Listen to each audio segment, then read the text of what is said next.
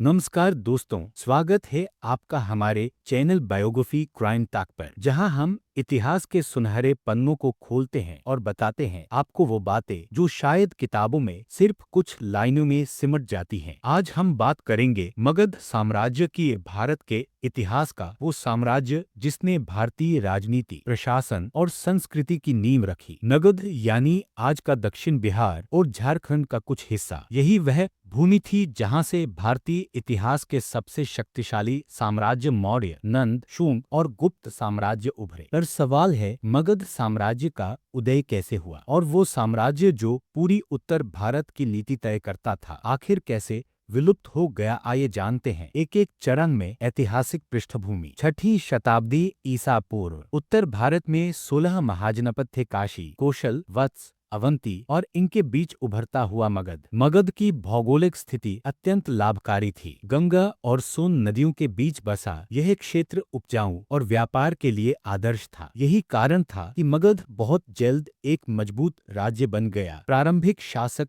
बृहद्रथ वंश का थे और पुराणों के अनुसार मगध का सबसे पुराना वंश बृहद्रथ वंश था। इसी वंश के राजा जरासंध का उल्लेख महाभारत में मिलता है। हालांकि इनका शासन अधिक पौराणिक माना जाता है, लेकिन इससे यह स्पष्ट है कि मगध का राजनीतिक केंद्र बहुत प्राचीन काल से सक्रिय था। हरिहरनतिंक वंश का उदय 600 के आसपास मगध में हरिहरनतिंक वंश की स्थापना हुई। इस वंश के पहले प्रमुख राजा थे बिंबिसार, जिन्होंने मगध के विस्तार की नींव रखी। बिंबिसार के शासनकाल में मगध की राजधानी राजगृह राजगीर थी। उन्होंने कौशल, अंग और लिच्छवियों से वैवाहिक संबंध बनाए, जिससे सामरिक और राजनीतिक बल बढ़ा। बिंबिसार का शासनकाल बुद्ध और महावीर के समकालीन था। बुद्ध ने बिंबिसार को धर्म और शासन दोनों में प्रभावित किया। मगध का यह समय धार्मिक और सांस्कृतिक चेतना के उदय का केंद्र भी था। अजातशत्रु का विस्तार और युद्ध, बिंबिसार के बाद उनके पुत्र अजातशत्रु ने सत्ता संभाली। कहते हैं कि उसने सिंहासन पाने के लिए अपने पिता की हत्या की। यह घटना राजनैतिक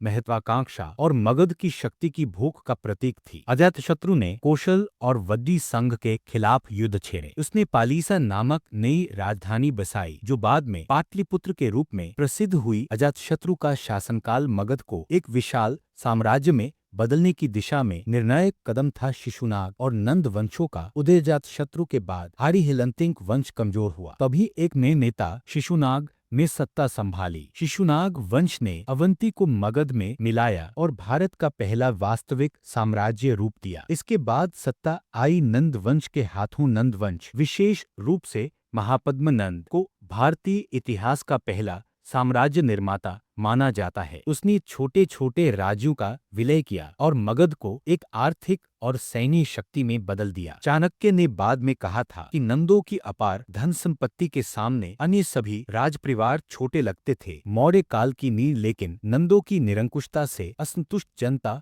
और विद्वानों में असंतोष बढ़ा। चाणक्य यानी कौटिल्य ने चंद्रगुप्त मौर्य के साथ मिलकर नंद वंश का अंत किया और मौर्य साम्राज्य की स्थापना की। यहीं से मगध ने विश्व इतिहास में अपनी छाप छोड़ी, क्योंकि मौर्य साम्राज्य न सिर्फ भारत का बल्कि उस समय का एशिया का सबसे बड़ा साम्राज्य बना। मौर्य साम्राज्य की स्थापना 322 ईसा पूर्व, चाणक्य, जिसे कौटिल्य या विष्णुगुप्त भी कहा जाता है, ने युवा चंद्रगुप्त मौर्य में मगध को संगठित करने की क्षमता देखी। वह तक्षशिला से पाटलिपुत्र आए और रणनीति के बल पर धनानंद को पराजित करवाया। इस विजय ने भारतीय इतिहास का बड़ा मोड़ तय किया। चंद्रगुप्त मौर्य ने न केवल मगध को संगठित किया, बल्कि उत्तर पश्चिम में सिकंदर के ग्रीक सेनापतियों को भी परास्त किया। उनका साम्राज्य आज के अफगानिस्तान तक फैल चुका था। राजधानी पाटलिपुत्र उस काल का शक्तिशाली राजनीतिक केंद्र बन गया। प्रशासनिक व्यवस्था, साम्राज्य को प्रांतों में बांटा गया। अमात्य नामक अधिकारी शासन में सहयोग करते थे। अर्थशास्त्र, जिसे कौटिल्य ने लिखा, राज्य व्यवस्था का आधार बना। बिंदुसार का शासन, चंद्रगुप्त के बाद उनके पुत्र बिंदुसार ने सत्ता संभाली। उनका शासन शांतिपूर्ण था, परंतु उन्होंने साम्राज्य का स्थायित्व बनाए रखा। यूनानी लेखक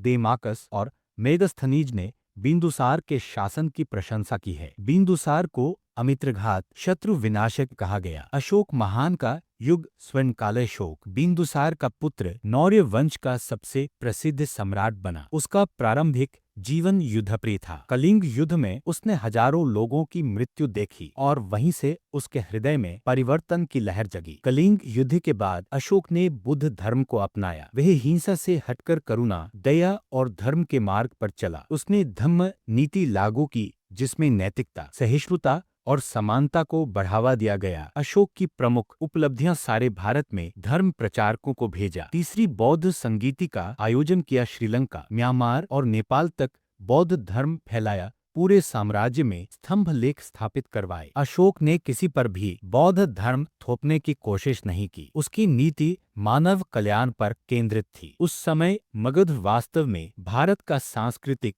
और नैतिक केंद्र बन गया। अशोक के बाद पतन की शुरुआत। अशोक का शासन समाप्त होने के बाद मौर्य साम्राज्य की स्थिरता धीरे धीरे कमजोर होने लगी। उनके उत्तराधिकारी उतने सक्षम नहीं रहे। केंद्रीय सत्ता ढीली पड़ गई और प्रांतीय राज्य शक्ति प्राप्त करने लगे। बृहद्रथ, मौर्य वंश का अंतिम शासक, 185 ईसा पूर्व में अपने सेनापति पुष्यमित्र शुंग द्वारा मारा गया। यही से मौर्य वंश का अंत और शुंग वंश का उदय हुआ। शुंग वंश ब्राह्मण पुनर्जागरण का काल। पुष्यमित्र शुंग ने बौद्ध प्रभाव को सीमित करने का प्रयास किया और ब्राह्मण धर्म को प्रबल किया। उसके समय में वैदिक संस्कारों और यज्ञों का पुनरुद्धार हुआ। हालांकि बौद्ध धर्म पूरी तरह खत्म नहीं हुआ, मगर उसका प्रभाव घटने लगा। शुंगों का शासनकाल लगभग 100 वर्षों तक रहा। उनकी राजधानी पाटलिपुत्र ही रही, लेकिन शक्ति अब धीरे धीरे घटने लगी। उत्तर और दक्षिण भारत में छोटे छोटे राज्य स्वतंत्र होने लगे। कण्व वंश मगध की अंतिम चमक। शुंगों के पतन के बाद कण्व वंश 73-28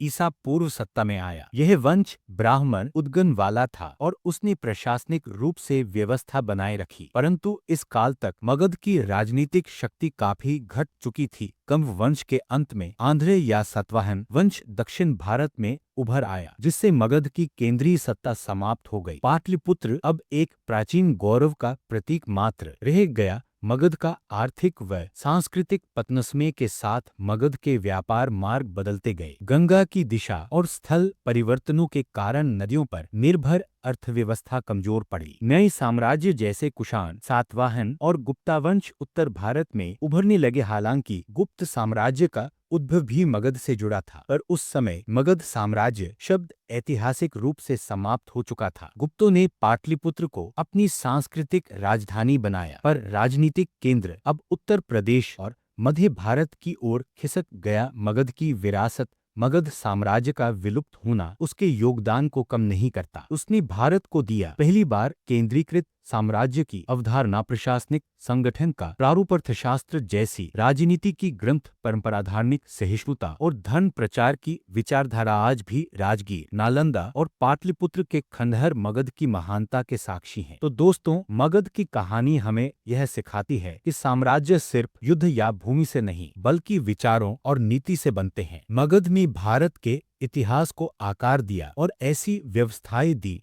जो सदियों तक कायम रही। अगर आपको इस वीडियो की कहानी पसंद आई हो तो लाइक कीजिए, चैनल को सब्सक्राइब कीजिए और कमेंट में बताइए क्या आप चाहते हैं कि हम गुप्त साम्राज्य पर भी एक विस्तृत श्रृंखला लेकर आएं।